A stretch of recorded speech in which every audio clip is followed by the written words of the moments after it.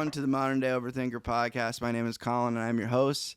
Today's guest is Carson Tuttle. We're actually live from his, well, it won't be live when you see this, but we're live at his home right now, which is great. I got to try the in-home setup. It actually worked. I didn't forget any cables, which is good. That's good deal. Yeah, I'm glad you're here, man. You had an interesting week. Yeah, it was a crazy wild week, dude. week. Yeah, man. So let's talk about you for a second. Introduce yourself. Give us like kind of the highlights of things that you do, and we know each other through comedy, and we'll go from there. Yeah, sounds good, man. Well, yeah, my name is Carson Tuttle. I am a stand-up comedian here in Iowa City. I've been doing stand-up for about 7 years now. I also host a monthly showcase here in Iowa City that's called the Red Room Comedy Showcase. Been doing that for a year. And I'm also a middle school teacher full-time. And so I teach middle school and I do comedy as my passion and kind of do both of those things simultaneously, which is insane. But I've been doing that for 7 years. I've been a junior high teacher for 9 years. And I've known Colin for probably about 6 months now, probably, that we've actually known each other. Yeah. We've probably met each other for the first time about a year ago, but become buddies these past 6 months. And yeah, man, I'm excited to have you in the basement. Yeah, sitting dude, on I'm the in yellow lair. couch for I'm once. in the lair. Yeah, it is. Yeah, This couch is awesome. Yeah, it is awesome. How old is this thing? Dude, it's really old. It's my OG. wife's grandparents' couch. She said it was the couch that was in their lake house growing up. And so when they moved to a new house and got rid of a bunch of stuff, this was like the one piece of furniture that she demanded. And it's also, you can probably tell by sitting on it, it's also a sleeper sofa. Okay. And we put like a new memory foam 1,000 mattress in there. It's the heaviest shit you have ever carried. This is staying in the house. Yeah. And it used to be, we were on a third floor apartment. Oh, man. And we had to move that up 2 flights of stairs to the third floor of that apartment. And when we moved here, we had to move it back down those flights of stairs. And then when we put it in our basement here at our house, we moved in this house about 2 years ago. I said, I'm never moving that couch again. Yeah. When we move, the couch stays here. I used to have a sleeper, and just a sleeper in general is already like, it feels like it weighs 1,000 pounds. It's brutal. Yeah. And no one really wants to sleep on it. Oh, really? No. I mean, we've had a lot of people crash on that couch, though, over the years. But we have a guest room now that has an actual bed in it. So feel free to come over and sleep on the yellow couch anytime you want, by the way. It's open. There's not a whole lot of... It's vacant. Mm-hmm. Yeah, it is. It's available. So, yeah, man, I've been doing comedy in Iowa City for like 5 years now. I moved to Iowa City 5 years ago. When I started doing stand-up, I was in Lincoln, Nebraska, which is my hometown. Okay. And did that there from like fall of 2015 through summer of 2018. So like 2.5 years I did comedy in Nebraska. But that was when I was first starting out. I was like just doing open mics, barely doing any shows. Started doing more shows like my last 6 months I was there. And then I moved here to Iowa City about 5 years ago. And that's how long I've been doing stand-up here in this area. So what got you into it in the first place? Did somebody encourage you, or were you just like, I always want to do this, or a little bit of both? I mean, it's kind of a weird story. So I actually had a friend of mine named Patrick Clark, shout out to Patrick, who started doing stand-up before me. And he was an old college buddy. And after college, we were both living in Lincoln, and he started doing stand-up just at like open mics and stuff. So when I first went and watched him do an open mic, I went a couple of times to watch him, and he came up to me after a mic, and he was the first person. He was like, so when are you going to start doing this? Because he kind of knew. That's my schlichting right there. Yeah, exactly. Did to me. Exactly. That's what, and because he had kind of fallen in love with it. And I was really like, I don't know. But the thing about me is like, you know, you probably can tell this from me just being a junior high teacher, but I've always just been really comfortable just like talking in front of people. Yeah. Like it's never really bothered me. I just, and I also, you know, just have this like creative side that since I had graduated from college a few years before this, I kind of had to push that to the side and just like become a teacher and just like really focus on teaching all that. Mm-hmm. And so when I started doing stand up again, it was something that was really cool because you had a gap. Yeah. I had like graduated from college, and when I was in high school and college, I did all kinds of like artistic, creative stuff. You know, I did some theater in high school. Okay. I loved speech and debate when I was in high school. Oh, nice. But I even quit that after 2 years, which was so like I think back on that now. I quit speech and debate to focus more on. I would be such a better comic now, dude. I would. And the other thing too that like really pisses me off about it is I quit to focus more on playing football because I was a football player in high school, and my junior and senior year. So from the moment I quit doing speech and debate, my junior and senior year, I played on the varsity football team. I got to start, which is kind of what I wanted to do, but our team was terrible. Ooh. Both my junior and senior year. We set the school record for worst record in school history. We tied the school record. We were 1-8. We won 1 game. We lost 8 games. Worst record in school history. And then the following year, my senior year, we tied that record by going 1-8 again. So 2 years in a row, we had the worst record in school history. What position did you play? I was an offensive lineman. I played right tackle. Okay. And then my senior year, I had to play a little bit of D-line because we had so many guys getting hurt because we were awful. We were so bad. We were of weak constitution. But I like quit a bunch of stuff to like focus on football. And the reason why I'm mad about quitting the speech and debate thing was I think if I kept doing that all the way to my senior year, I think I would have, because my event that I did was entertainment, which is basically stand up. That's what like the entertainment event is at speech and debate, is like you're doing like a funny 5-minute speech. Oh, really? That's what it is. Yeah. And my sophomore year, yeah, you do a set. My sophomore year, I had this whole speech that I wrote that was like, it was memorize the whole thing. Yeah. Okay. And it was very, I was really into Dimitri Martin at the time. And so that speech was very Dimitri Martin-esque, where I had like a bunch of like charts and graphs and stuff. And, but you know, it wasn't great, but it was like, I look back on that now and I was like, oh, that was the first 5-minute set that I wrote, was like doing that for speech and debate. And my whole thing was like, if I just kept doing that all the way until college, I think I would have started stand-up a lot earlier, because I didn't start doing stand-up until I was 24 years old. And if I had done that, I think I would have realized like, oh, I really love this. And I might have, you know, started doing like open mics right out of high school as opposed to like after college, you know. But you know, you can't like, hindsight's 2020. You can't like live in regret all the time. I was 31 when I started. Yeah, exactly. So, and I know tons of people. And I know tons of people. There's some people that started when they were like 40, who are great comics too. And it's like Heather Land started late. Yes, exactly. Like watching Heather last night too. She inspired the hell out of me watching that last night, because I was like, I was thinking about that, of just like her starting, like she was a worship minister. Mm-hmm. She was married for 15 years, got a divorce, and it was like after all of that, that's when she's decided to start doing comedy. And she started doing comedy basically because she started making like these stupid like Instagram and Snapchat videos with her friends. And it was like her she friends. Uses that filter a lot. Yes, yeah. And that's her thing. That was the thing that like got her into comedy. It's that filter, the face. And she's like 3 million followers on Instagram, which is crazy. It's Instagram, she's Facebook. She has Facebook. Yeah. Facebook. She's got like Reels. 3 million followers on Facebook. But what inspired the hell out of me last night was like, anytime anyone can do an hour and she did an hour and 15 minutes. Okay, I thought it was comedy. longer than that. Yeah. She just was the Energizer Bunny. Yeah, it was just kept going. And I was just like backstage. I was literally watching and listening backstage. There was no pauses. The entire there was no nope. like She just murdered for an hour and 15 minutes. Yeah. And I was like watching that and being like, man, I was really worried about like my 15 minutes. And she did an hour and 15. It was just total pro. No cheat sheet, nothing. Nothing. Yeah.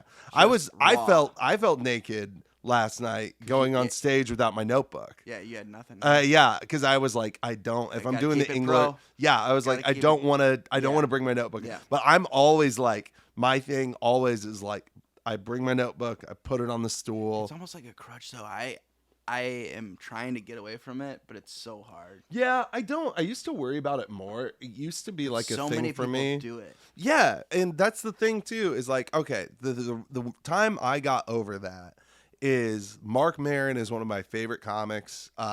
He was a huge inspiration for me when I first started doing comedy. Like me first starting to do comedy, his special Thinky Pain on Netflix came out like around that same time. And I remember watching that special and being like, that's the kind of comic that I want to be. He does this whole like stream of consciousness thing, and he's just like, he's up there and he's going from like, his voice is great, one riff to another to another to another. But the thing that I loved about that special is he brought the notebook on the stage, and he had no problem like having the notebook on the stage with him and like just flipping through stuff, because that's just like the comic that he is, right? Some people like can do that, and it can work. So when I like started thinking about that more and more, and I used to be really self-conscious about it, I don't mind bringing my notebook on stage that much, because it's like, well, it's not for you. Have you met Nathan Kuhn before? No, I haven't. Oh, Nathan Kuhn's great.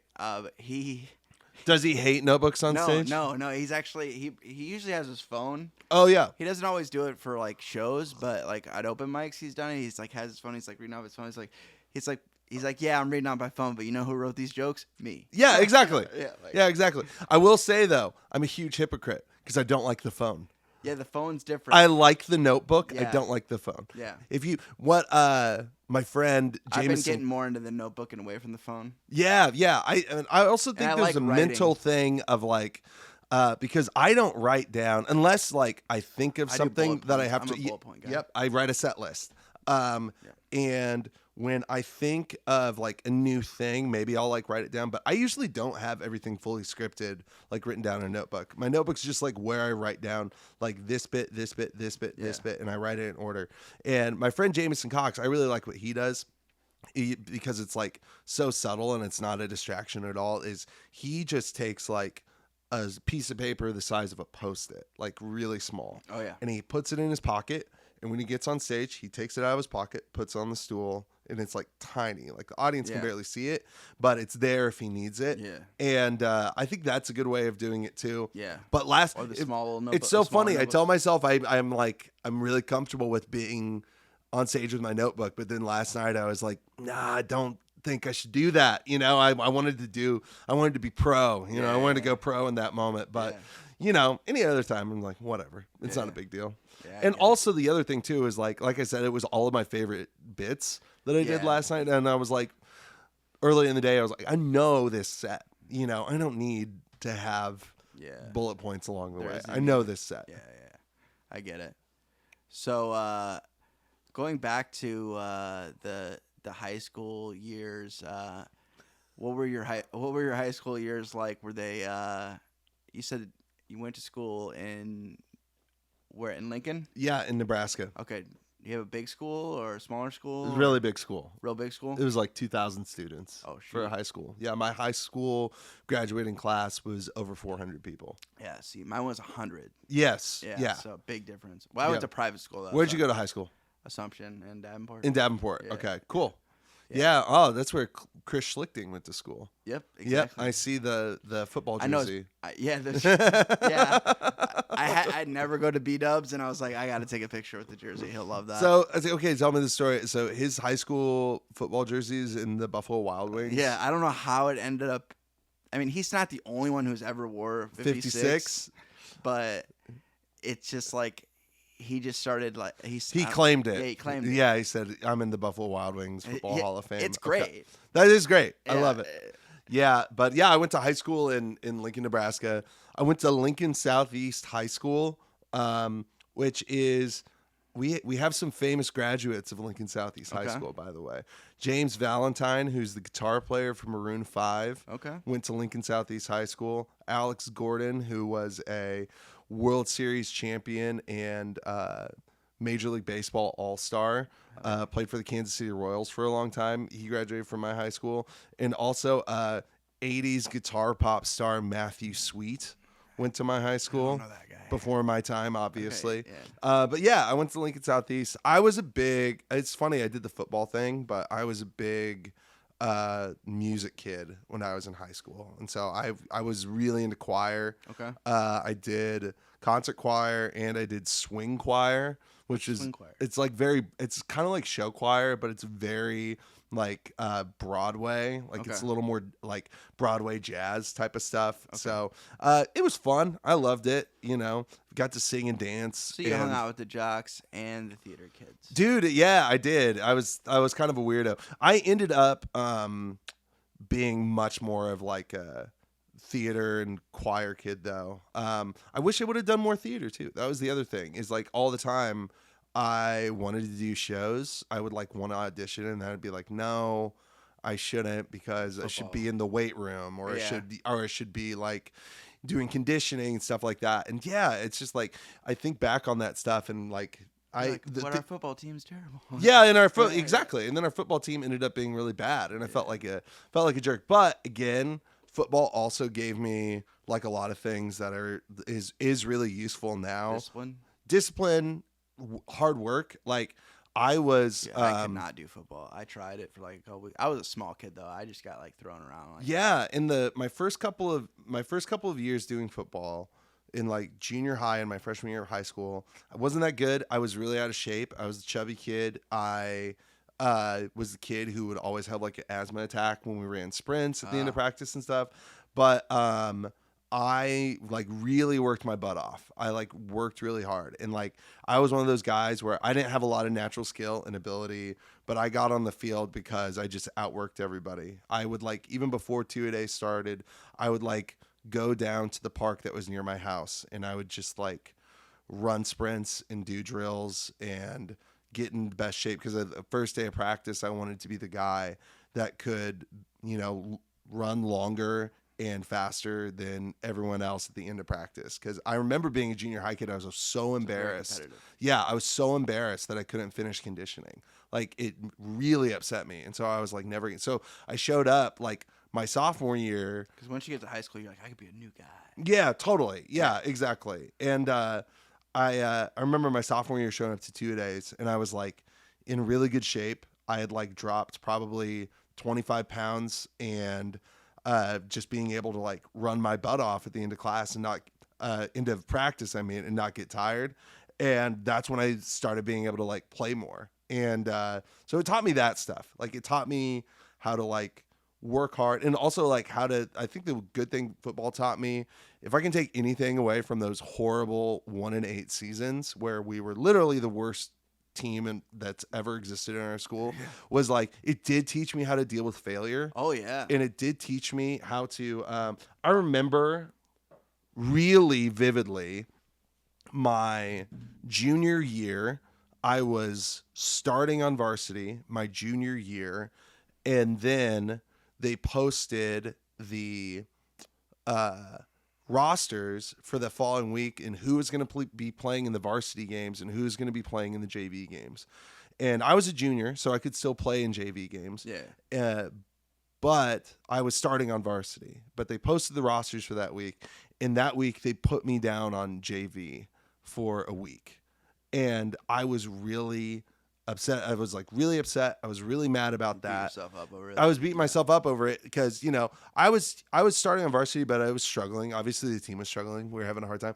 Yeah. And I realized later that the reason why they did that is they wanted me to get some confidence. They wanted me to like win a game. You know what I mean? And they moved a lot of guys down. JV would win. Yeah, exactly. It's like our JV team was like winning more games. Our varsity team couldn't win.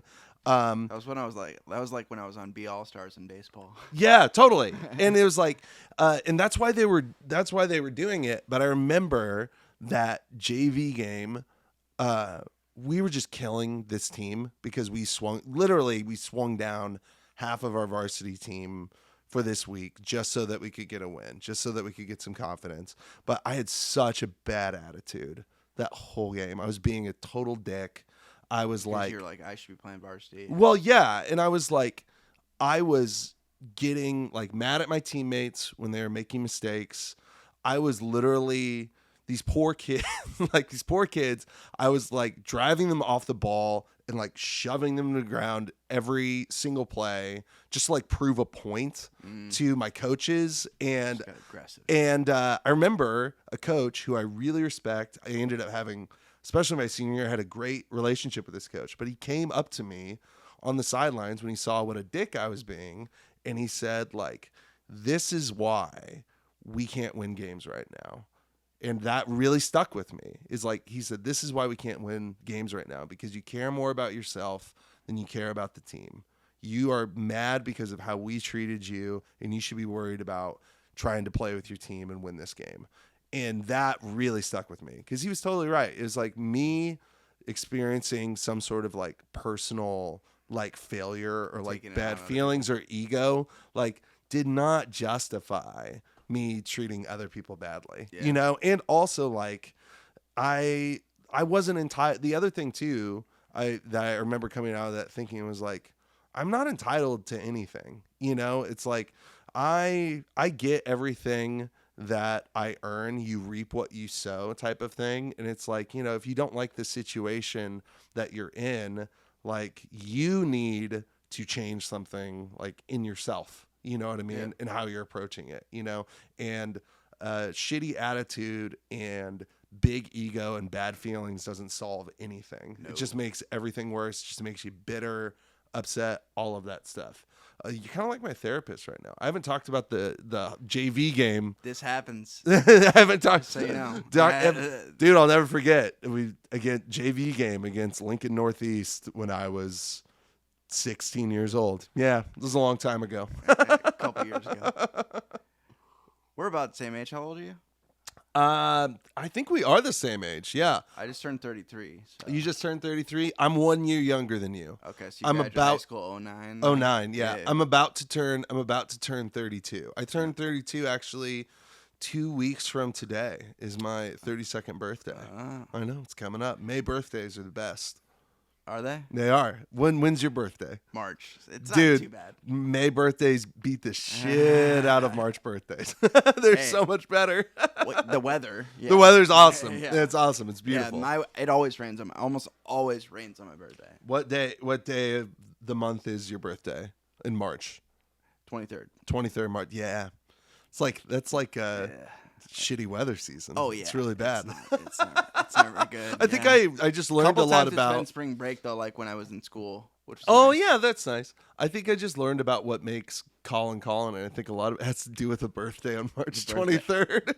Somebody was talking about like zodiac signs earlier, and they're like, I'm an Aries. I'm like, I don't even know if that makes sense, and then they're like, yeah, it does. I'm like, I don't understand the zodiac signs really at all. I look it up every once in a while for kicks. Yeah. Just to see, how aligned it is. But I go in and out of that. There's certain things. I'm a Taurus, and there's certain things about my personality that I guess align with what they say it is. But also, I have a buddy of mine who taught me this, and he feels this way too. And I've started to feel this way because he got really upset about like personality tests, like an Enneagram test or any of that stuff. Yeah. And he said, like, don't reduce my humanity to like one thing. Like 4 letters. Yeah, exactly. Like I'm more complicated. I'm more complicated than that. Yeah. Than a Myers-Briggs profile. Don't put me in a box. Yeah. And I feel that way too. Yeah. Because there's even with those personality tests, like on a personality test, like I'm a textbook extrovert is what they will tell me, like that you're really extroverted, like you're really social, but there's also like a huge part of my personality where I need days where I'm just like in my house alone all day. Oh, yeah. Like sitting on the couch, like listening to music, watching Netflix, like a crash day. Yeah. And it's like, I need that. And I did all those shows this past week. And so this morning from like, I didn't even sleep in that late. I got up at like 7:30, and from like 7:30 until noon, it was just like pajama pants and Cheez-It crackers and sitting on the couch, watching Next Level Chef with Gordon Ramsay. I need those days, like all the time. I get it. Some people don't understand that too. Yeah. And they feel offended, like if you don't want to do anything. Yeah, Have totally. You gotten into that? Like, yeah, absolutely. I'm just like, I just need a day, or like there's times where people like will be calling me. I'm like, I don't have time for I don't have the mental capacity Yeah, I can't do this right now. to talk on the phone. Yeah. Like yeah, I'll text you, let you know I'm alive and whatever. Yeah. But there's some days where, I got to answer the phone. That's what, because I'm in recovery. So I sponsor people. Yeah. So I have to answer the phone. Yeah, totally. Or call them back. Because it could be, I don't know what's going on. It could be something serious. It could be something not serious. It could be somebody just want to talk. Yeah, you need to be available. That's what I signed up for. Yeah, totally. So... yeah, being available for people is hard. Even your closest friends. Yeah. It's like, No, it blows my these mind. guys to death. Yeah. How often, a friend tries to reach out, or I try to reach out to them, and like it takes so long and we just can't like connect. It's really hard. Like that whole thing of like not being selfish with your time and stuff. But also at the same time, like I was saying earlier, it's like, you also need to take care of yourself, Yes. and you need there's a balance there. And, I think my personality, I'm married. I've been married for almost 4 years, and it's like, I love my wife and we have a great relationship. But you sometimes have to have some time. Yeah, exactly. And I think sometimes, and she gets that That's way better than I do. That's good. And, and sometimes I like just drive her crazy with like the whole thing of like, dude, like you don't have to keep going out all the time. You know what I mean? It's like, you don't have to go to every mic. You don't have to like meet this friend at this place. Like, you feel like you're going to miss out on something. Yeah, totally. And Yeah. it's just like, and she understands more than anything, like you need to take better care of yourself, and I'm really glad that like I've gotten a lot better at that just in the past few years that we've been married, because that was something that I never like even thought about before, of just like you're burning the candle at both ends, like you're starting to get frayed. Yeah, absolutely. It's like the way you are going and like having to, and the way she also checks me on this whole thing is like, why do you feel like you have to be on and perform like all the time? Like you can't always be. Yeah, exactly. It's like, and I think that's something we struggle with, because we're like on stage a lot and we're like getting up in front of people a lot, is the whole thing of like, you can't always be in performance mode like all of the time. Like sometimes you have to be yourself, sometimes you have to be alone, sometimes. And also the other thing too is we surround ourselves with so many other comics who are also like performing and putting on a show all the time too. Yes, a lot of personalities. And it's also good to identify, like, you also need those friends in your life that you can just be yourself with and just like be real with, and you don't have to put on the show with them. No. You can just like, do whatever. Like I have some good friends in my life where, I just love to just go and play golf with them and just hang out with my buddies. Man, you seem like a good guy to go play around with. I love golfing, dude. You've always been a good hang, by the way. I appreciate that. Yeah, I like hanging with Colin. I'm just a guy that likes to talk and hang out, man. I've done the whole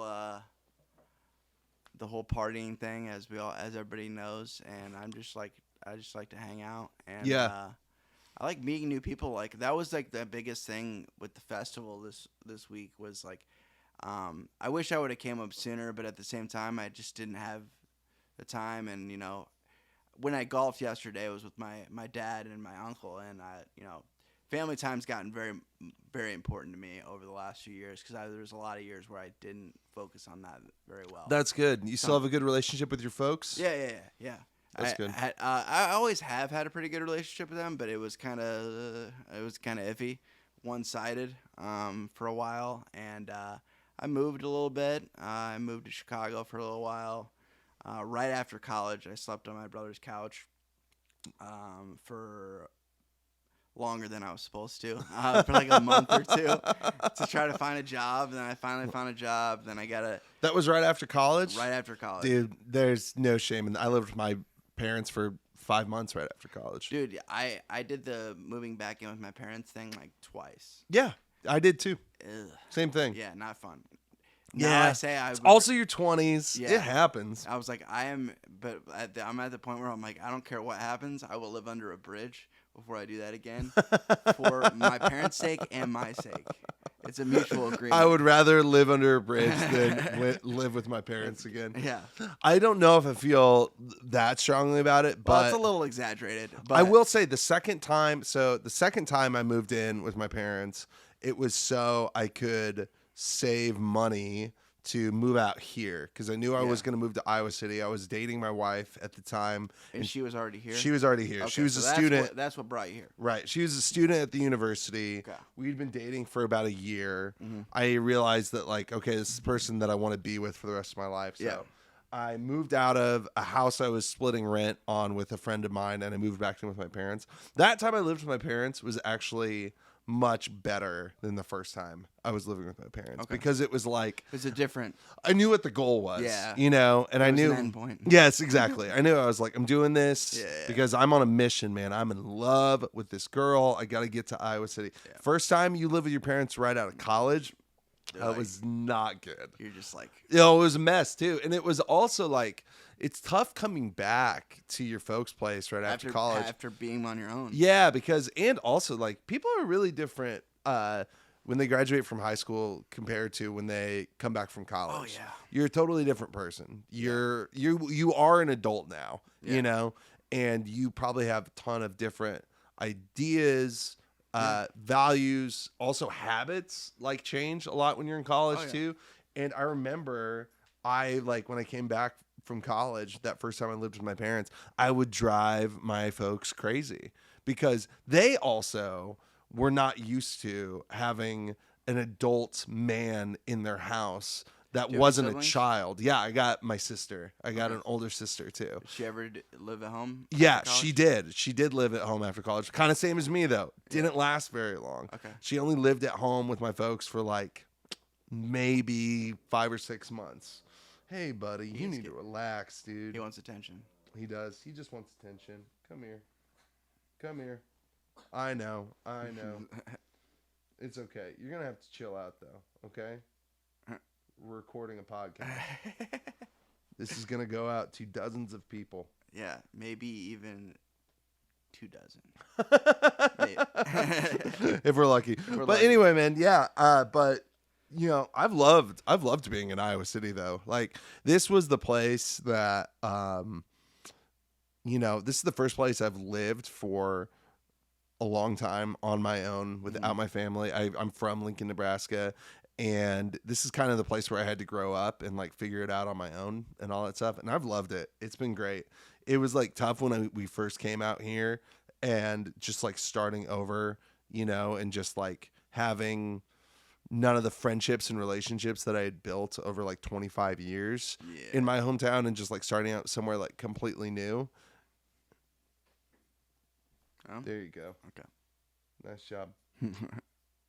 Keep him occupied. But yeah, and then like not only like starting those relationships over, but also like starting to do stand up in like a completely different place too. Oh yeah. Whereas like nobody knew who I was, no one gave a crap, you know, like going from I had like just started when I left Nebraska, I just started being booked on like legit shows and at clubs and stuff like that. And then like going back to be like, okay, I'm now at a mic again, starting from square one, and no one knows who I am, and I have to start over. But I look at that time and is like, as a comedian, that was really good for me to have to do that because it forced me to write again. It forced me to come up with new ideas again. And it also forced me to like have to get out of my comfort zone. Yeah. And, you know, I think people a lot of times when they've been doing the open mic thing and the comedy thing for a while, you know, they get like 2-3 years in, they start getting frustrated because they're like, why can't I do more shows? Why isn't this thing being given to me? Yeah. Why isn't that thing being given to me? You know, this person's I doing see this that a thing. lot. Yeah, tons of people have that mindset, right? Of like, why am I not getting booked? Why am I not doing this thing? I'm really thankful for my experience moving here to Iowa City for the first time because that kicked that out of me immediately, because people I think don't realize when they've been doing in the same place their entire time doing comedy, or they've, you know, never had to start over like in a completely new place, they don't realize like, hey, nothing's going to be just handed to you. Like you really gotta just care about like your time on stage and what you're going to do while you're on stage. You gotta earn it. You know what I mean? And it's like, and I know that a lot of people don't like to hear that because in their mind they're thinking like, I have earned it, right? Like that's the way that they see things. But my mindset always has been, since I've moved here, of like, you should be focusing on being the funniest person you can be when you're on stage. Like that's number one goal. Come up with that great new bit, like come up with that new 5-minute set, like make this crowd laugh tonight, like do really well here. And like, that's the only thing that's like driven me, and everything else that's like been happening for me good lately. I know it's not because of like the hustle or like I have a great like social media marketing or like I know the right people. Like some of that does like have its place and it helps and it can help you make connections. But I know like everything that I've been able to do in the past year, and this has by far been my best year doing stand-up ever. It's been the year I've enjoyed doing stand-up the most fulfilling. But I know that's come from me trying to be the best comic that I can be. Yeah. Not from any favors or any, clever business sense or being an entrepreneur. It's all come from just being like, I want to be funny on stage. I want to make these people laugh. And I think if more comics have that mindset, they'll get less frustrated with like where I'm being booked and like, what I'm being given and all of that stuff. And it's, I know people talk about this all the time, but the Bill Burr quote and line where he says, like become undeniable. That was his whole thing of just like, and he says it talking about like women doing comedy and like people shouldn't complain about like not getting opportunities, which, you can either take that or leave it. But what he says in that quote and in that interview is like, if you go up there and you crush night after night after night after night, no one is going to look at you and not want to book you. Everyone's going to want to book you. Everyone's going to want to put you on your show, right? Because they're seeing that you are doing it. They're seeing the fruits of your labor. They're seeing you be your best possible self. Like that's what people want to see. Yeah. And I had someone come up to me after a mic one time and they said to me like, I've never seen you have a bad set here. And that was one of the best compliments I ever got, because that was what I thought of immediately. It was just like, because I work really hard to like put in the effort to like, I want to do well like every time that I'm here. I want to do well every time I get on stage. So yeah, that almost like, that kind of goes back to the football thing that we were talking about earlier. Like the whole thing of like, I'm going to work hard on it. I'm going to care about it, and not for the glory or the fame or like the sport of it almost. Yeah, exactly. But because it's like I want to do well on stage. Like that's what I enjoy. Like that show last night, that was cool. That was awesome being able to do that. The best part of that whole show though was the 15 minutes I was on stage. That's the funnest part. Oh yeah. That's the thing that you should be working for, is like not the name on the marquee, not the the lights in the dressing room. You should be doing it because the 15 minutes that you're on stage is the funnest 15 minutes that you're gonna have all week long. Yeah. Sorry, I just gave you a TED talk a little bit there. That's like my comedy sermon, man. I'm like so passionate about that. It's just like, hey, focus on being funny. Focus on like, that's what you're here for. Yeah, exactly. That's what's important. I was talking to a comic who was on the festival this past week, and her name's Mandy Kay. She's from Boulder, Colorado. She's awesome. And one of the things that she was talking about was just the fact that it's like, so many comics out there are trying to like be either political or edgy or alternative, or like they're trying to put themselves on this label in this box. And she said, I just want to go up there and be funny. Yeah. And she said that, and I was like, like we are. Thank you. You and I are cut from the same cloth, because I was like, that's how I feel too, man. It's like, I just care about making people laugh. Yep. I just care about being funny and give them like my best comic self every time that I get on stage. And it's like, I'll get you laughing however I can get you laughing, but I want to get you laughing, Yeah. And Brody has a great bit. What's Brody's last name again? Stanford. He has a great bit about therapy. Yeah. His bit about therapy is like, which honestly, yeah, comedy is therapy. And he's like, this is therapy and fitness is therapy. But he's like, have you ever tried therapy? I was just like, oh my God. He's like, no, it's awesome. Dude, I feel that way. I feel that way all the time too. Is funny.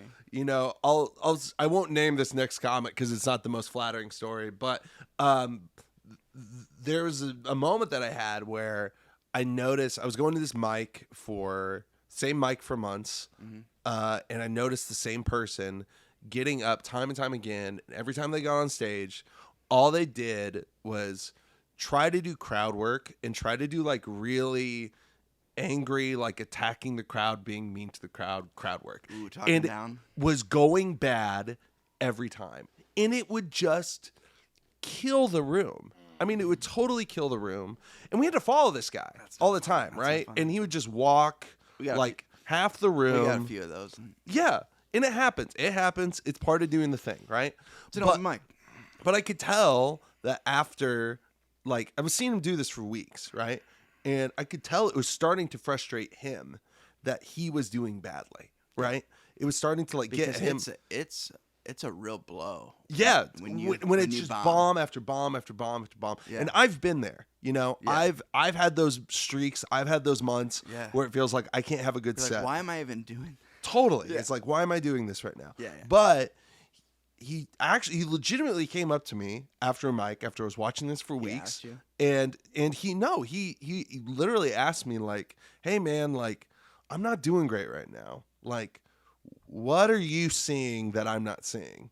And the thing I told him, I was like, hey man, have you ever thought of getting up there and just doing jokes and telling jokes and like not doing this thing where you feel like you have to like be antagonistic and go after the crowd or be mean to this person, but like maybe that's not you. Like, have you thought about like, and some people can do it. Some people are great at that, crowd work, like just great at it. I've seen awesome comics do that, but it's like, I figured out, because I tried being put crowd work at the next level. Like I'm just getting to the point where I do some crowd work, but yeah, for the longest time it's just jokes. I was like, jokes. Yeah, jokes. Yeah. And it's like, I tried being, when I first started out, I tried being the political guy and like doing like, I wanted to be like, the Jon Stewart, Stephen Colbert. Yeah. I love those guys. I wanted to be that. Yeah. Found out I wasn't that guy, right? Okay. Yeah.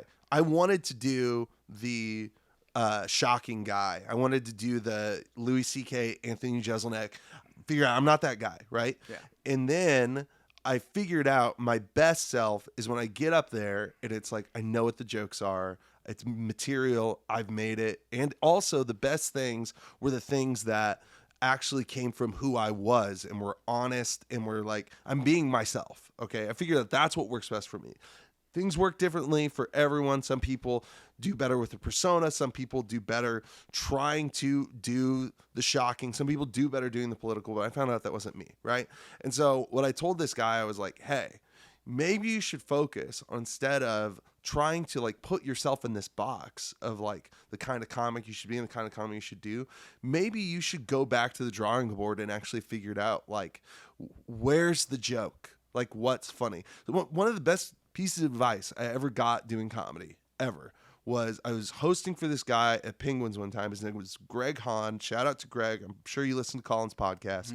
But he was a headliner coming through Penguins back in the Penguins Comedy Club days in Cedar Rapids. This was a few years ago. And I was just hosting for the weekend. And Brent Terhune was there too, who's a great comic out of Indianapolis. He's blown up on Twitter lately. And Greg Hahn, after the show, gave me like some really great advice. I've heard that name. Dude, yeah, he's like a big like Todd and Tyler radio guy, and he's like, and the club was packed for him. Like, people loved this dude. They came out and saw him. He seems like one of those guys who would like come back to Cedar Rapids like every year or two, and like people just really loved him there. And so it was cool for me because I got to host for him Friday and Saturday, whole weekend. And you know, I did like old stuff that I used to do. You know, when I was like, it was basically the material that I had written like my first 2 years doing comedy in Nebraska, right? Which wasn't necessarily bad, but it was like my first 2 years of doing comedy type of material. And the best advice that he gave me is he said, hey man, you're funny, but you need to get to the joke. That's what he said. He said, you're taking too long. There's too much setup. There's too much story. He goes, you're funny. He goes, you're making people laugh. He said, but you could be making them laugh a lot more if you just got to the joke. And that was the best advice that I could have gotten because yeah, exactly. Because that made me the comic that I am now. Not to say that I've like leveled up or anything like that, but what I have done is I've like had that thought in my head every time I'm writing a new bit or like have a new idea. The thing I have to tell myself is like, it doesn't have to be that long. You don't need that much setup. Cut that, like get to the joke. And once you get to the joke, it's like my best stuff that I've written this past year has like all been with that mindset, you know, of just like, you know, where the laugh is, get to the laugh, you know, say as few words as possible to get to that point. And I know it probably sounds like I'm being like, you know, an existential asshole about something that's literally like poop and dick jokes and stuff like that. But I do think, you know, there's something to be said just about like, you know, loving the like craft and loving the ability to just get there and just tell jokes that make people laugh, you know, and don't overcomplicate it. Sometimes that's all it has to be, you know, be yourself, get up there, tell the joke. Yeah. And why do you think you want to do comedy so much? Dude, honestly, I've been thinking about that a lot lately because I'm like with my teaching career, I'm like kind of getting to this crossroads where I am either going to like have to like just keep doing what I'm doing and just be a classroom teacher forever, which I don't know if I want to do that. Or I want to talk about the teaching stuff too. But or move up in my career and back to school. Yeah, and I am going back to school. I'm going back to grad school in the fall to do a master's of education program with an endorsement in principalship, and so possibly become an assistant principal or principal at some point in my career. I don't know when or if that's going to happen, but I've been thinking about this a lot lately because the thing I've been thinking is like, okay, are you going to be able to do that and also still do comedy? You know what I mean? Is it going to be too much career? And is that something that's going to have to go away? And so it literally has had me thinking like, why am I even still doing this? And there was a time too during the pandemic where, you know, because I had been, before the pandemic, I'd been doing comedy for like 4.5 years before that, right? And being like 6 months, there were 6 months there in 2020 where I did no stand-up, right? Because there was nothing happening. There's no mics happening, no shows happening. And I started doing it again in the fall of 2020.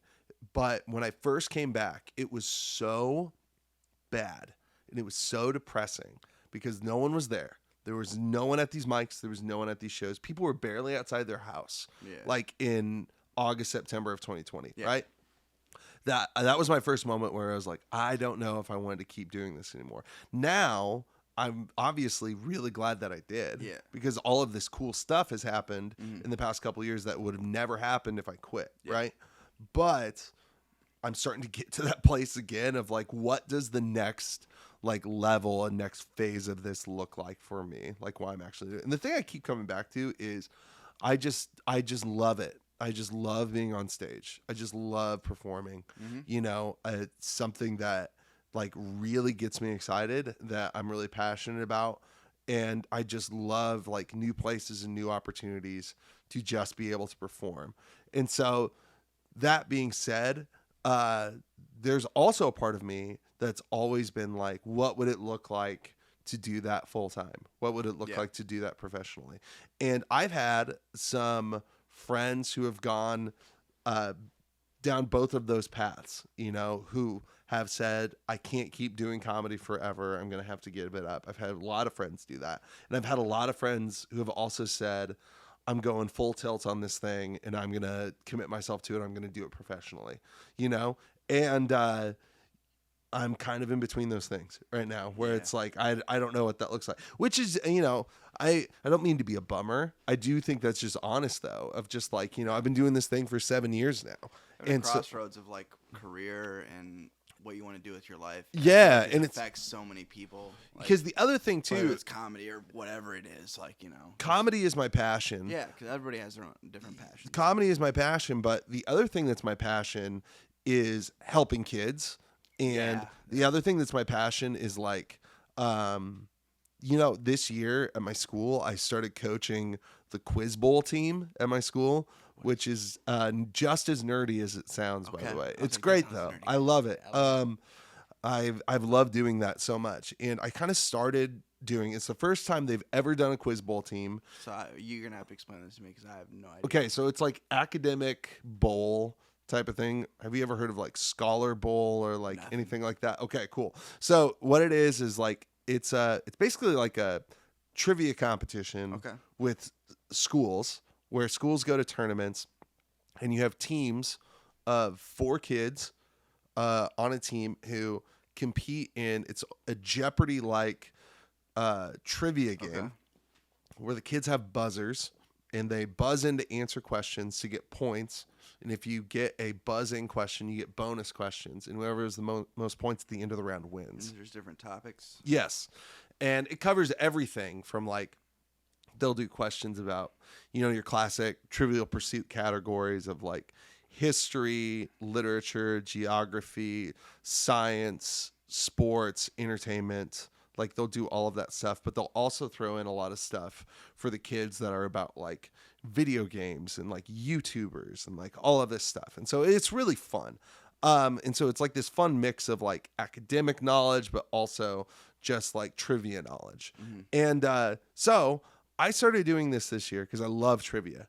I'm on a music trivia team with my friends that we do this competition in Quincy, Illinois every year. I love doing like bar trivia, pub trivia, all that stuff, always have.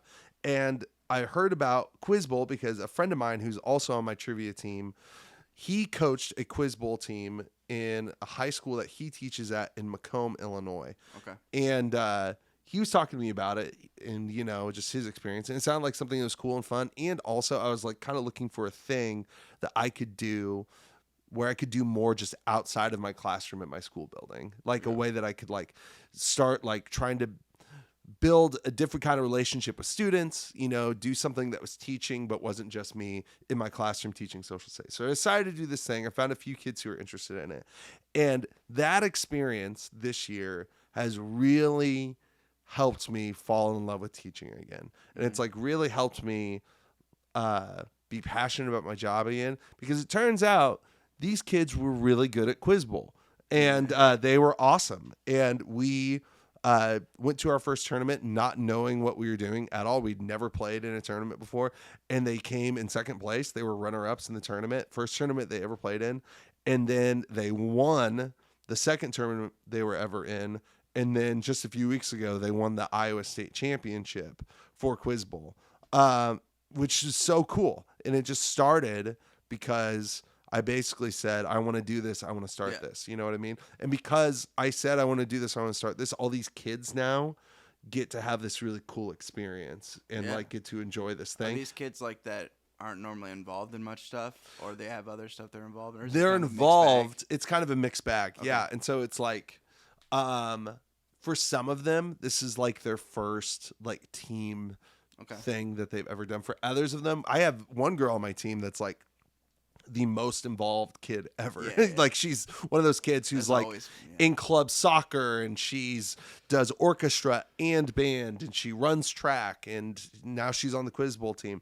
But she was awesome. Like she was like the best. She was good for our team because she was competitive too, and we needed a little bit of that edge. But yeah, I mean, doing that though this year, that was the thing. It was like, oh, like I am still passionate about like helping kids and working with kids too. Yeah. And so it's, I'm kind of at this place where I'm,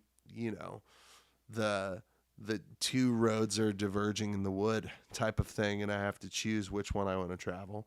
But that's not necessarily a bad thing. That's also a sign that it's like there's probably some cool stuff happening in your life. You know what I mean? A lot of people don't have any roads to choose to go down.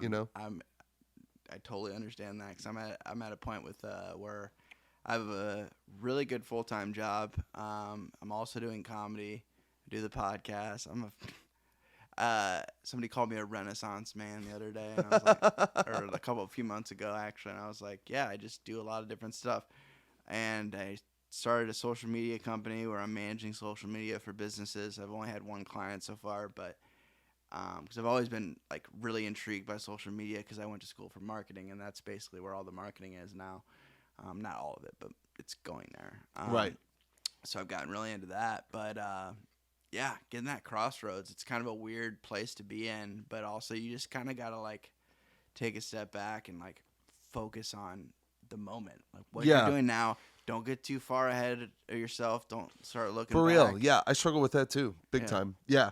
And it's just like you got to enjoy the moments that you get because you also don't know like this thing that I'm doing right now, right? Whether it's stand up or coaching the kids in Quiz Bowl or you doing your podcast or whatever it is, it's like you also don't know like how long these things are going to last. And just remind yourself like me being able to do the English theater last night, right? It's just like enjoy that, get that. That's a cool thing you got to do. Enjoy being in that moment right there and like soak it all in. And I think we care too much sometimes about like what the next thing is, that we don't get to enjoy the things that we're doing right now. Yeah, I've talked to so many people that struggle with that because it's hard not to. Yeah, because, you don't want to fall behind or you don't want it to – a lot of people feel that way just because of fear, just like they think they've found a cool thing and they don't want the cool thing to be taken away from them. Mm-hmm. So they keep putting stuff in their book like – this week, because they don't want, the thing to be taken away from them. And I have to keep telling myself all the time of like, it's not going anywhere unless you want it to go somewhere. You know what I mean? You'll be able to keep, the thing I need to keep telling myself is like, if it's comedy, it's like, you'll be able to keep doing this as long as you want to do it. Yeah. Comedy's not going anywhere. No one's going to come in and snatch it away from you. You know what I mean? The dog's whining in here again. Yeah. He's trying to snatch me away from this podcast right now. But I think a lot of people think that, that it's not going to work out or it's going to be taken away from them. And the truth of the matter is like, if you want to do it, you can do it. You're the only one who gets to decide whether you're going to do it or not do it, And if you have that mindset, I think, there comes a lot of freedom in that of just like, I'm going to get up and do the things that I want to do today. George Michael agrees. All right, dude. How much time are we at, by the way? That's a good question.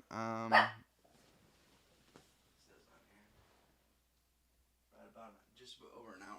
Oh, nice. Cool. So I wanted to get into talking about, because we talked earlier, you teach 7th and 8th grade, which... Yeah. As we both recall, and you're well aware of, is with some weird times. A lot of changes going on.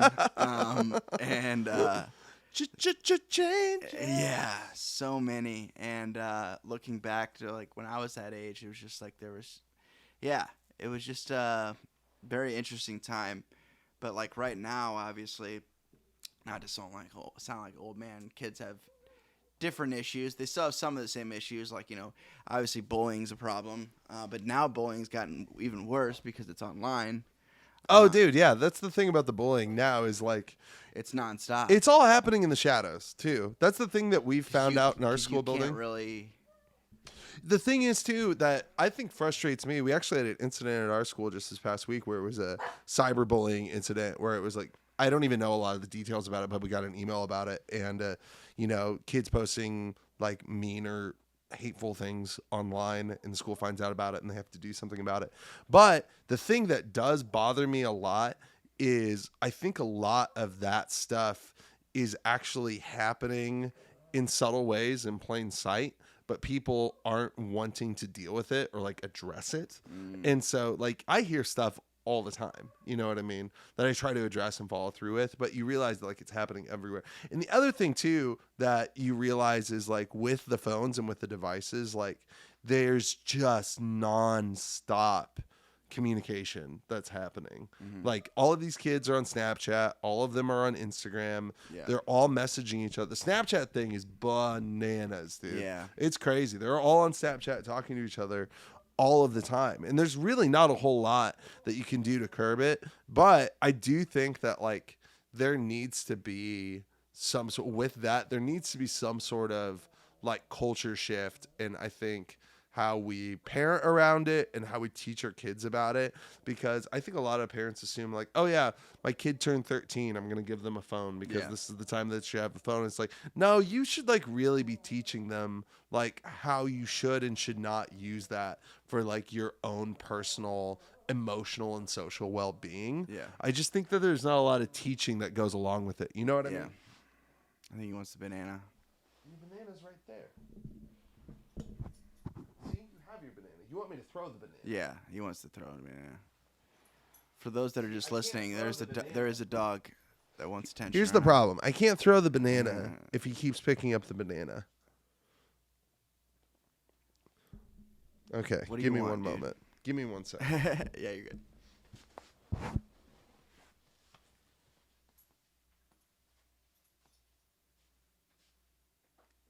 If you lock him out, will he just bark? Yeah. Yeah, I figured. He's fine. We're wrapping up in a minute anyway. He'll be okay. Oh, there he is. But yeah, the social media thing is crazy. And like I wrote like a bit about it, just about like how the kids are getting mean nowadays. But it really is true. But the other thing too that I will say is on the other side of that coin, there's also, I notice more kids now with like a much deeper empathy.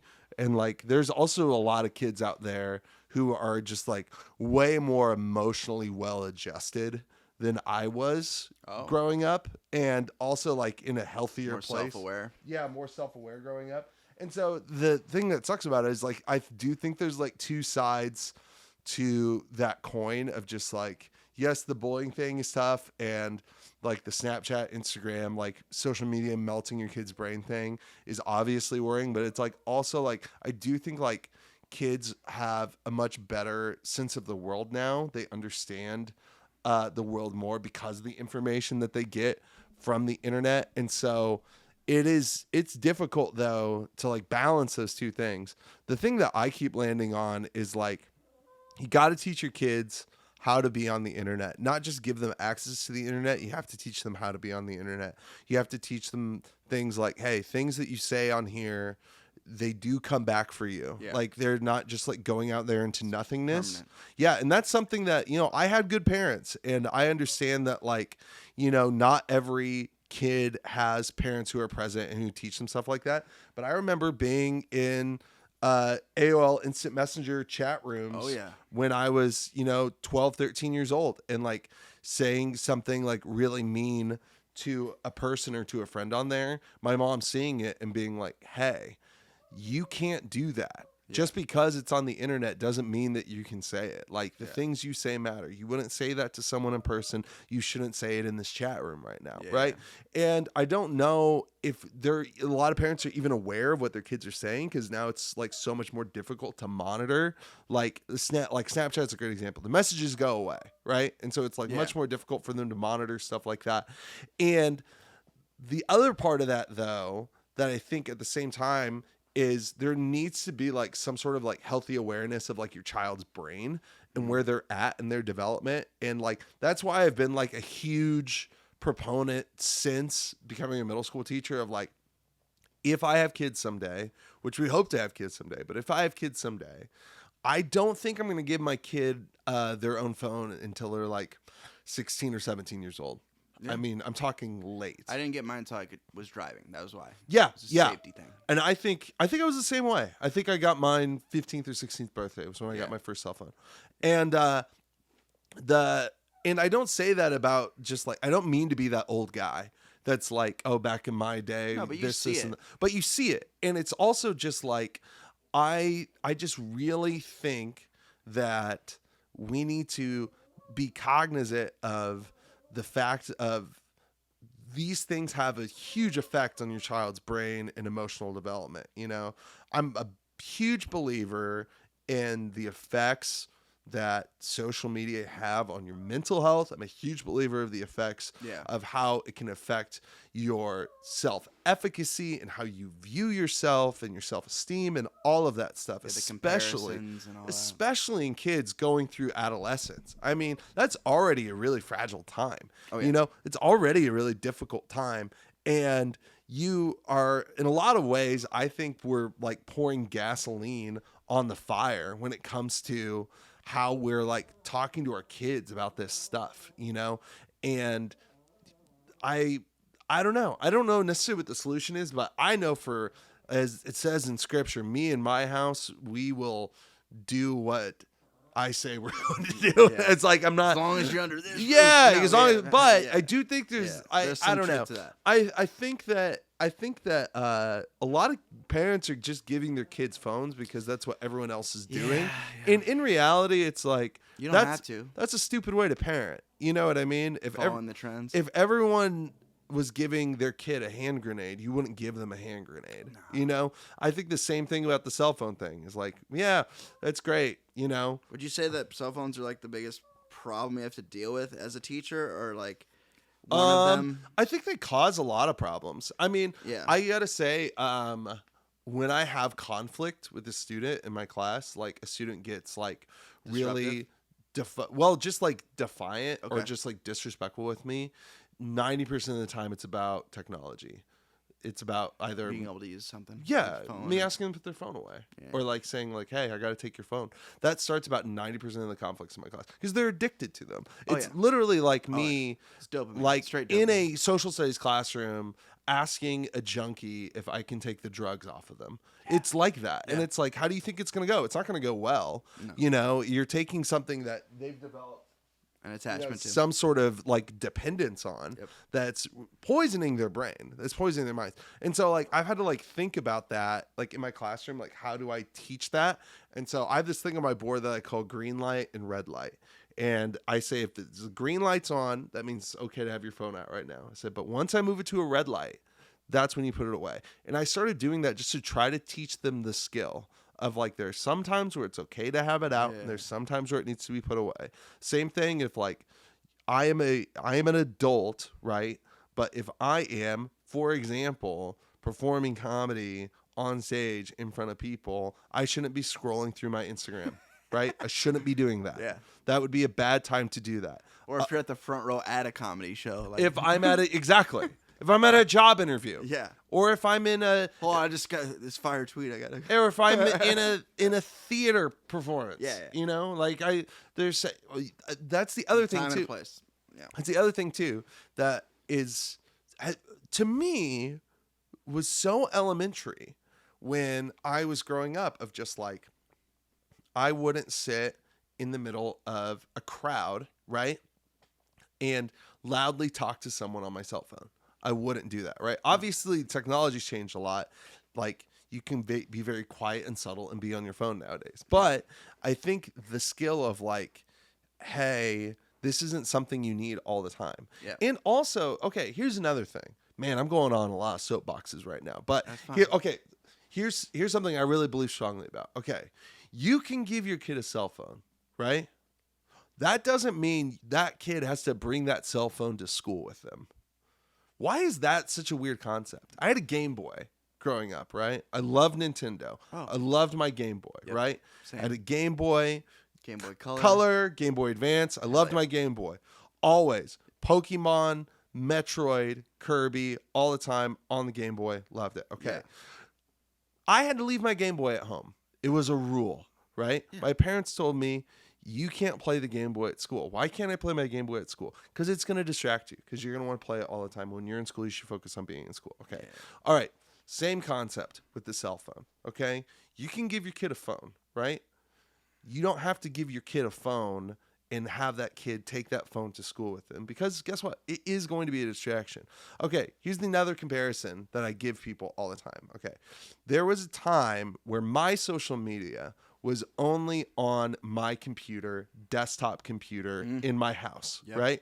We had a Dell computer with Windows 98 that was in the downstairs of my house. Okay. Same. So that was my social media. It was AOL, MySpace, Zanga. Dude. Okay. Do you remember these days? Okay. So I can't imagine, find my Zanga, and it frustrates me. I want to find it. They've gone away. There is a way to recover them. I want to roast myself. And can I tell you something? Yeah. Okay.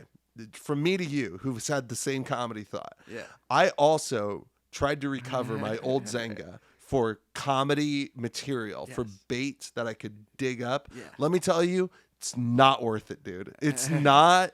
You don't want to see it. It's actually horrifying to see. It's painful. It's painful. It's so bad. You think, like, my 7th grade self thought I was so funny and so witty and so unique. No, you're just an absolute asshole. You're just an idiot, moron, drama. You post things about, like, I had a quote from Bill Cosby on there, which is very problematic now. Yeah. And all of that stuff. But, okay, so this is the point that I was going to make earlier. Okay. Imagine if every kid in 2002 brought their Dell desktop computer to school and put it on their desk, right? Nothing would get done, right? Yeah. Because they would be, I know myself when I was 12 years old, right? What would I be doing? Dude, I'd be sending AIM messages. Yes, I would be doing AOL Instant Messenger. I would be playing Mech Warriors with my little joystick, right? Oh. That was a good PC game. I would be getting online on, like, either RuneScape, or I'd be playing 3D pinball, right? 3D pinball. Yeah, all that stuff, right? Okay. So, obviously we know we wouldn't do that. The same thing is happening when you take your kid's smartphone to school with them. Same exact thing, except it is even more addictive, distracting. There's more things to do. There's more things to do. It's like the number of applications, games, social media, ways to chat, all of that stuff. Yeah, it's unlimited. Okay. So you're taking something that was distracting for me when I was 12 that is now 100 times more distracting, and you're saying, yeah, take that to geometry class. It's stupid. It's ludicrous to think that that's not going to have some sort of adverse effect on your child. Like, there would be like a phone check at the door or something. The best phone policy of any school that I worked at was the first school I worked at. This was by far the best phone policy. Is they said, you can bring your phone to school, but you have to leave it in your locker during class. Yeah. Everyone has a locker. You have to leave it in the locker during class. I get having the phone at school for one reason only, maybe to call your parents, like, for a ride. Or right. Communication, obviously. But now here's my other argument that I have too, is if that's your argument, you should give your kid some sort of smartwatch where they can call or text you from that. But it's on, like, your account. Okay. Yeah. And have it limited to be like, it can call or it can text, and that's all it can do, right? That's smart. It's a smart watch. It is smart. Okay. Yeah. But leave it in your locker was the policy. And I loved that policy because if a kid pulled a phone out in class, the rule was very clear. It has to be in your locker. Can't have that. And so I'd say, hey, you can either put it in your locker, I'll write you a pass to go to your locker, put it away, or you can put it on my desk and I'll give it to you at the end of class. What's it going to be? And most of the time they would say, I'm going to go put it in my locker. I'd say, okay. Excuse to walk out. Yeah, which is fine. Great. Get it out of here. I don't care. And I don't even care if they came back to class and I could see that it was still in their pocket and they didn't put it in your locker. That's fine. At least when I see it again, I can call the office immediately and be like, they're breaking the rules. They have their phone in class. It was a clear thing. Yeah. Now it's become too loosey-goosey. It's this whole thing of, like, they can have it on them, but we have to tell them to put it away, but it can still be Makes your out, job and more they can, complicated. if they need to call their parents, they need to walk in. It's way too complicated. That's why I put the red light and green light thing in my classroom of just like, this is explicit. You can't have it out right now. But I had a day a couple weeks ago where it was like the phone revolt, where it was like they were like the revolutionaries in Cuba, like trying to overthrow everything. It was on a red light, and there was like 7 of them without. And I just started picking up phones, and it was like they were getting so mad. They're like, you can't do this to us. And I've stopped feeling bad about it because I'm so convinced. Well, I'm so convinced that it's bad for them. Oh, yeah. You know what I mean? Like, I'm so convinced that it's bad for them that it's like, someone getting, like, a parent getting mad at their kid because they pull the cigarette out of their mouth and they throw it down the toilet. You know what I mean? It's like, it feels like that. It's like, I'm doing this because I know it's bad for you. Yeah. You know what I mean? And you know it's bad for you. Oh, yeah. And that's the other thing too, is the kids know that it's not good for them. Like, they know what it does to their emotions and their well-being. They know all of this stuff. But it's like, okay, here's another thing too that I love about the phone thing. You got me on a subject. You got me on a topic. Okay. Good. Okay. So they say it's a huge thing. They say that the act of getting notifications on your phone, the buzzing in your pocket, getting a notification on your phone, you would think it would release the same like receptors in your brain of like endorphins and serotonin of like when I eat a piece of chocolate, or like when I'm get a friendly note from my friend. No. Yeah. Do you know what part of your brain it acts on? It's the same part of your brain that is triggered when you win a jackpot at a slot machine. It's the same part of your brain. It's the slot machine brain is what they call it. Okay, so when you see people in the casino who are just pouring $100 after $100 after $100 in a slot machine, right? That's the same thing that's happening in your child's brain. When you're getting those likes, those notifications. When they're getting likes on Instagram. Okay, So think about this. Okay, you wouldn't take your kid to a casino, give them $500 and just say, go have fun. Horribly irresponsible thing to do, right? It's an incredibly irresponsible thing to do. That's why we have age limits at casinos, right? You're doing that with your kid when you're giving them a phone and giving them a social media account. It's the same thing. It's the same addictive behavior. And, I feel really strongly about this. I can tell. Yeah. I feel very strongly about this.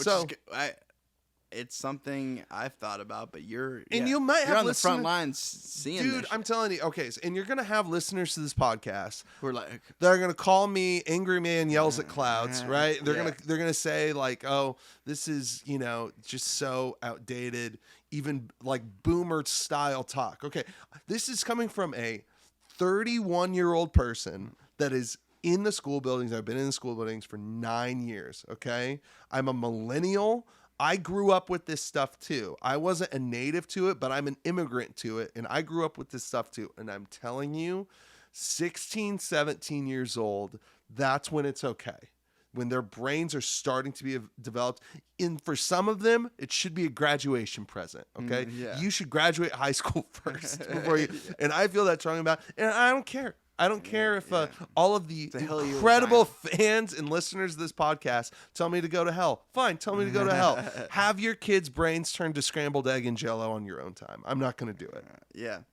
So what's, besides the phones, we'll wrap up with this, what is something that you notice that, like on a personal level with some of these kids, what do they struggle with? And because I don't know if Man, that's such a good question.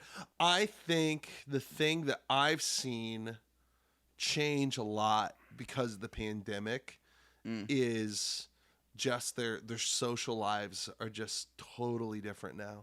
It's crazy. It's like this whole thing where I've asked a lot of my kids. Because to some kids, I mean, obviously you have a counselor at your school, but some kids probably come to you for guidance because you're... Yeah. And one thing that I see all the time is just like, and I talk to kids about this, is like, who are your friends? Like, who are your friends? And you need to think about who your friends are. And there's a difference between someone that you're around all the time and someone who's a friend to you. Yes. There's this whole thing in our school building. You've probably heard the phrase "snitches get stitches," Yeah, right? of Okay. course. So, I listen this to a lot of rap music. yes, yeah, of course. And so here was a scenario I presented in my homeroom class because I told her, I said, I'm kind of sick of this like snitches get stitches thing because you started using that excuse for like a lot of like really bullshit reasons to like not tell the truth or to not say something that they knew that they should have said. Okay. Yeah. They're using it as a crutch to basically like get out of things. Okay. And so I said, okay, here's the scenario that I'm going to give you guys. Okay. Say someone steals your friend's phone, kind of back on the phone thing, but I know the phone is the most valuable thing in their lives. Say someone steals your friend's phone. Yeah. Okay. Say you know who stole your friend's phone. Would you tell your friend who took their phone? Would you out that person that stole your friend's phone? And the entire class said, no, I wouldn't. Why? Because that's snitching. I said, no, it's not. It's being a good friend. Yeah, there's a difference. That's being a friend, right? Is if you called the cops, no. Yeah, exactly. Exactly. That's If you get snitching. the fuzz involved, that's one thing. But it's like, but I had that conversation with him and I was like, hey, you guys need to know something. Yeah. Friends stick up for each other. Yeah. Friends have each other's backs, and friends would not let someone steal from them and just let it go. You wouldn't do that, right? Because that's not being a good friend, right? And I see stuff like that all the time where it's like, this person is my... They want to stay out of it. Yeah, exactly. Or it's like they don't understand what a healthy friendship looks like. Ooh. Like stuff like they get in fights with the same person over and over and over and over again. Conflict all the time. Mm-hmm. And talking to these kids like, why are you still like hanging out with this person? Well, they're my best friend. It's like, no, they're not. That person is not your best friend. That person's mean to you. That person puts you down. Uses that you. person treats you bad. Yeah, exactly. It's like that's codependency. That's an abusive relationship, right?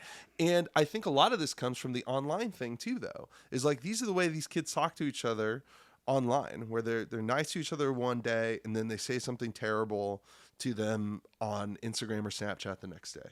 And they just go through these cycles of just like being built up, brought down, built up, brought down. And they, like it finds its way into their social lives. And so something I talk to my students about all the time is just the fact that it's like, hey, if you guys are friends, like, why don't you spend some time together in the real world, not online, in the real world, doing something that friends do together, you know? Do you guys go to the movies anymore? Do you guys go to the mall and like hang out anymore? Do you guys, like go to a park and like play like a pickup game of basketball, like stuff like that, right? And so many of them are like, no, we don't do any of that stuff. Where do we hang out? I play Call of Duty with my friend Chad, and then I get on Snapchat and we have a group chat going, and it's like that thing, you know what I mean? And I remember, here's the big thing that's changed since I was in middle school, and this is going to make me sound super old, but I don't care. I grew up in an era where we didn't all have cell phones, right? No. If I went out and my parents didn't get in touch with me. Middle school, I did not have a cell phone. I did not either. And if I went out and my parents had to get in touch with me, I would borrow my mom's cell phone or my dad's cell phone just so I would have a phone on me. But it wasn't my phone. It was their phone. I never even got that. Yeah, a lot of kids did it. A lot of my friends didn't even have access to that. No. But and it was really just for the purpose of like security. Where are we dropping you off? Where are we picking you up? Yeah, totally. But okay, and I know not everyone has this experience because again, I grew up good family, and also in junior high, I made like some really good friends. And I know not everyone has this experience, but I did. I found some like really good friends when I was junior high. And so I remember the biggest thing for me when I was in junior high that I think like really helped me out get through that experience is like I had these friends that I would sit and eat lunch with, and we would go over to each other's houses on the weekends, and we would go to the movies, and we would go to the pool in the summers, and we would, play ping pong at Lauren's house, and then we would go over to our friend Kara's house, and we would do like a bonfire and like make s'mores and stuff. It's like that's what we did. Like we spent time together, and it wasn't, and it was like not a cell phone in sight, just people enjoying the moment. It was that type of thing, right? And I think that's like the one thing that's changed. Even as adults, we struggle with that. We do. Yeah, and that's a big thing too. And it's like I have to remind myself all the time, like, keep the phone in your pocket. Or here's the big thing I love doing nowadays is I love plugging my phone into the charger and then just leaving the house without it. It's beautiful. Yeah. It's beautiful. I did that the other day. Slightly naked at first. I know. And you're like, oh, okay. I did that the other day when I went and met a friend for dinner, and I just left my phone. It was nice. It was so nice. Yeah. You don't need it on you all the time. And the other thing is too is I think there's a lot of, going back to the comedy thing, I think there's a lot of people who think like I can't do stand up without like putting stuff on Instagram or like the Snapchat thing, which I love that people put clips up. That's fine. That's all that stuff. But I always need to remind myself, like, no, the stand-up part is when you get up and you're on stage. Yeah. Like, that's the part that's fun. That's the part that matters.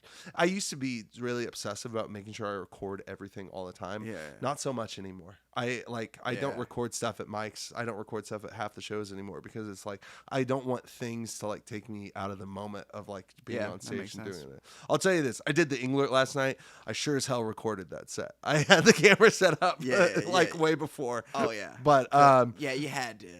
But yeah, it's like you're so right. It's like we struggle with that even as adults. I'm really glad that I do have like friends in my life though who feel the same way as I do, and who will sometimes will look at me and be like, "Hey man, put the phone away. Let's talk." And I'm like, "Oh yeah, be in the moment." I have this buddy of mine, Andrew, who will literally like take it out of my hands sometimes and like set it over here, and I'm like, "Yeah, you're right. I Marshall appreciate doesn't that." even have a phone. I know, man. I'm actually super jealous of him with that too. Yeah. He was showing me shit on his iPad the other day. I was like, "Your iPad?" Yeah, he just carries okay, around Grandpa. Yeah, he just has a book bag, his iPad. He's like, I don't have a phone. I'm like, what? I know. By the way, my wife is gonna have a good time listening to this podcast if she does, because she gives me so much shit about being on my phone all the time. Oh, really? I'm not good at it either. Yeah. I'm not, and I think that's also why I realize, like, okay, if I'm a grown 30-year-old man, right, and I have a hard time with this, like, Dude, TikTok. Dude, it shouldn't be in the hands of a 12-year-old. It's just crazy. Yeah. It's absolutely crazy. Yeah. Recording for the clips. I've caught myself doing that recently. But it's like when you get something good, that's like good tape. It is, it's like but stuff. it's like It doesn't have to be every set. I tried to tell myself, "Oh, I'm recording it so I could watch it to see what I do." Some of it is, but some of it's like okay, we need to chill with the clips.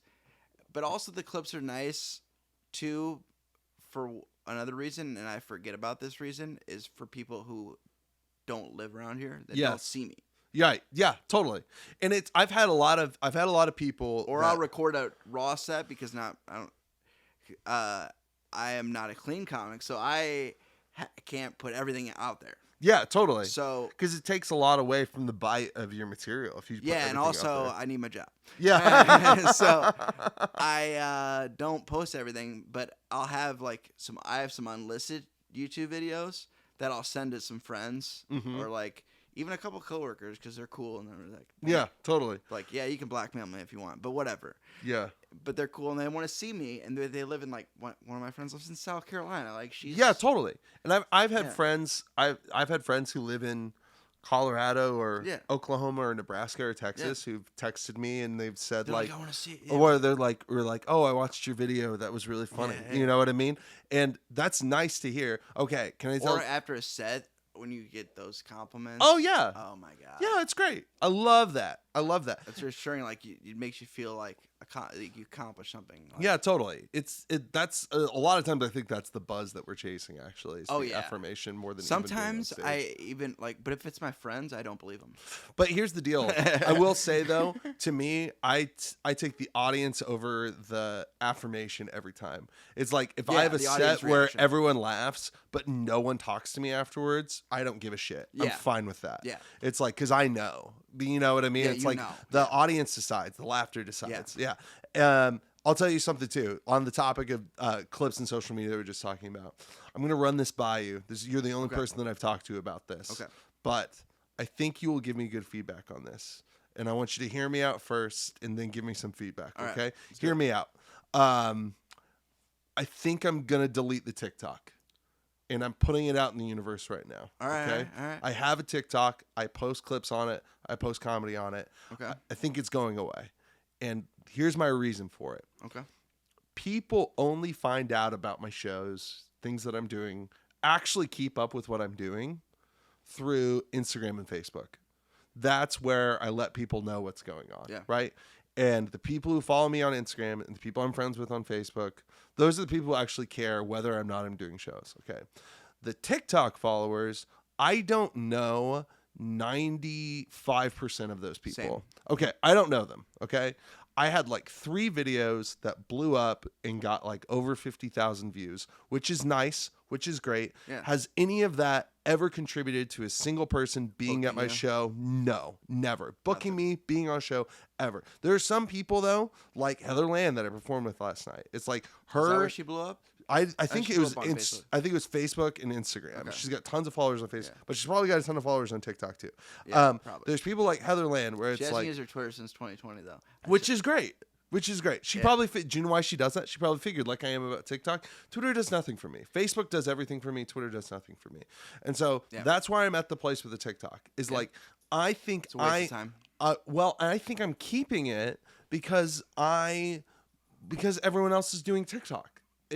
I'm just trying to do what everyone else is doing, and it's actually not helping You the gotta comedy stick with at all. what's working. Yes, totally. And so I think it goes away. Like Schlichting, big on TikTok. Yes, exactly. And he's really good at it. Yeah. And he's really good at it. The algorithm is it's not always on his side. I talked to him the other day actually. Yeah. He had one blow up again, and it Yeah. was the cat food. Yes. The cat litter one. Yeah, this is great. Chris's TikToks are, and I'm not dissing TikTok altogether. I'm just talking about myself. Yeah. Chris does a great job. They're really funny. They're really good. But the thing with me that I've just learned is just like, Hey, buddy. I've had a lot of people, We're almost done. but I think a lot of people, here, I'll throw his banana again, just so I can finish this. Let's give us a little bit. But I think for a lot of people, the TikTok thing is good because it's a way for them to show a creative side of them that works with what they're doing. But it's just like the fact that it's like, I've had a lot of people come up to me after a show and be like, yeah, I saw it on Instagram. That's why I'm here. I saw you post something. Or I saw something on a Facebook event. Or like you put out, like you boosted a Facebook ad, or you invited me to this event, something like that. That's why I'm here. I don't want to. I'm telling you, dude, I haven't posted a TikTok video. Your audience in is 2 definitely months. more of a Facebook, Instagram. Instagram audience. That's the thing that I'm figuring out too. And the thing that I'm figuring out too is just People like our you age. don't have to be on every platform. You can choose one platform, and it's like that's the thing I need want to to- do stuff on. that's- Yeah, it's like, and because I figured that out about my Twitter like a couple of years ago or last year, where I was like, why am I posting shows on Twitter? My Twitter doesn't. No one is following me on Twitter for my Twitter. Now, people like Brody Stanford, Brody's got a great Twitter. Oh, he does? Yeah, he does. He's gotten a lot check of it out. followers. He gets like, every tweet that he puts out there gets like 20 to 30 likes, which is a lot for Twitter, right? So And he gets those impressions. yeah, exactly. Hey, buddy, you want to say something? Yeah. You just want attention. It's okay. Here, give him his banana. And he'll cuddle banana? up right next to you. Okay, we're good. There you go. Is that all you wanted this whole time? Is you just want to That's all call you and to need- cuddle with that's all you? you needed to do, dude. I'm sorry, you're just gonna hear my Shih Tzu on the podcast the whole time. It'll But be a no, background. I don't know. Okay, so having heard that, That makes sense. okay, thank you. Okay, It makes sense. I'm doing it right now. Do it I'm right gonna now. I'm doing it on the podcast. You're gonna delete the. I'm deleting the TikTok on the podcast. You're not even gonna deactivate it. You're gonna delete it. No, it's going away. I don't even know how to delete it. Actually, I might have to deactivate it It's in the first. settings, I'm sure. Okay. I think I've seen the option. Actually, I haven't done it. Oh, it must have heard me. It must have heard me talking, because Did it give you a free boost? right when I logged in, it was like, you got 8 new followers since the last time you logged into this. I'm like, oh gosh, no, I'm doing it. It's stupid. Settings That's account. I noticed that with there's a comedian I follow that I can't say I opened for because it was like a guest spot, so I didn't open for because I got to watch how I say that. but her name's Jeannie Dugan. I don't know if you've heard that name before. She did a spot at the Comedy Bar. Yeah. And they needed a guest spot done for that night. And I was like, hell yeah. And I didn't know who she was. Are you still want to come over here? And I connected with her, and she posted something on Facebook the other day, and she was just like, you're going to see a lot. If you want to see my stuff, go to Instagram, because that's where everything seems to be right now. And she's just going straight. That's Instagram. great. Yeah, that's awesome. Yeah. Delete this account. She's like, if you want to see stuff, want to see clips, go there. That's it. That's awesome. I love that. Yeah. Why does it need to be more complicated? I've even gotten I haven't done a lot of them, but I've posted a few shorts on YouTube. Because I'm like, oh, shorts are popping off because they're trying to compete with TikTok and Instagram. And I've had a couple get a few thousand. I've never been able to get over on Instagram though. Instagram is definitely where it's at. Yeah, man. Well, I've had a few pop off, or the stupid ice bath video, which was hilarious because I flooded my bathroom. Did you see that video? I haven't. Oh, I'll show it to you. It's great. Sounds like a great story. It wasn't funny at the time, but I knew it would be funny later, so I posted it. And everybody laughed at me, which is great because I laughed at me too. We could all laugh at me together, and that popped off on Instagram. Got not ridiculous. We got 15,000, which is great. Yeah, but that is great. Yeah, and I've had a few clips do the same thing. Yeah. TikTok, I have yet to have anything go over 2,000. Well, but the other thing is too is and the engagement is not there. Yeah, and the other thing is too is I've noticed with the TikTok thing is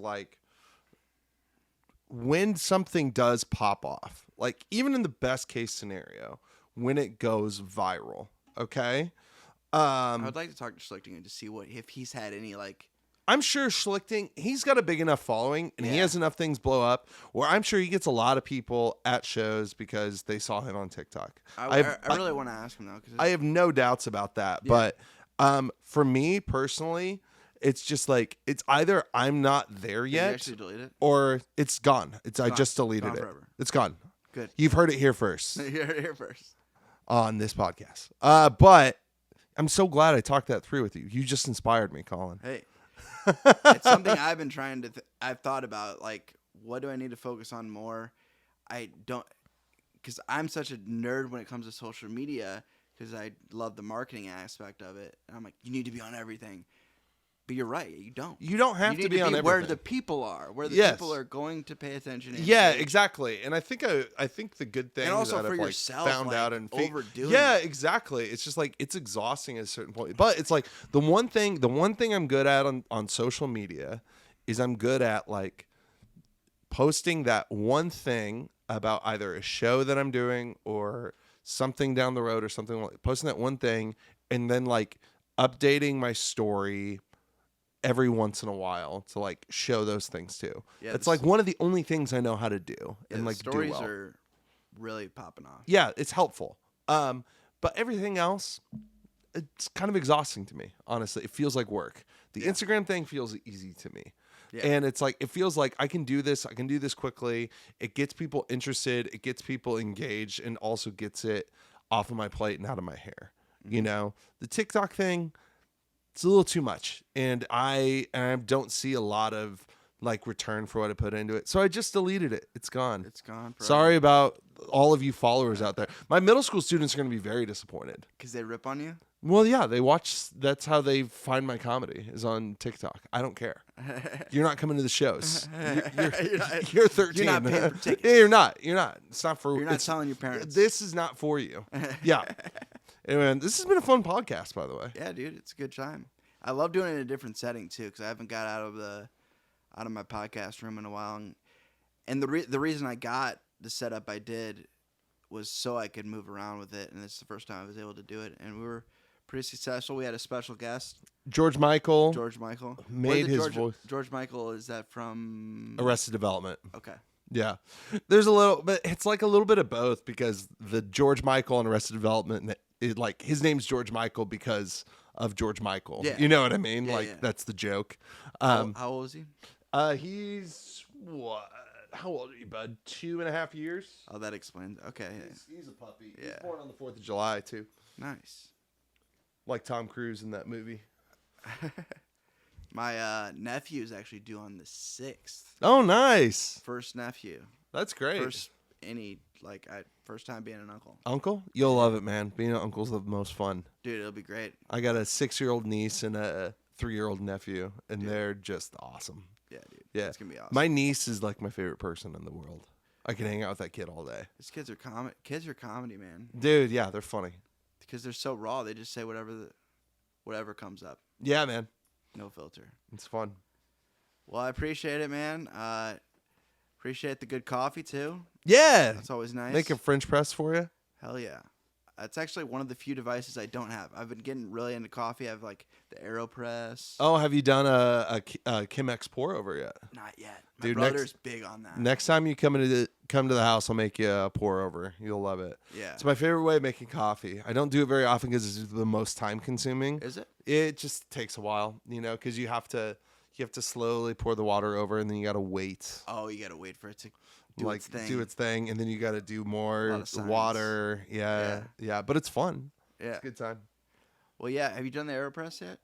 I have done an AeroPress. It's a similar concept. It's really nice, actually. Yeah. It's a very smooth cup of coffee.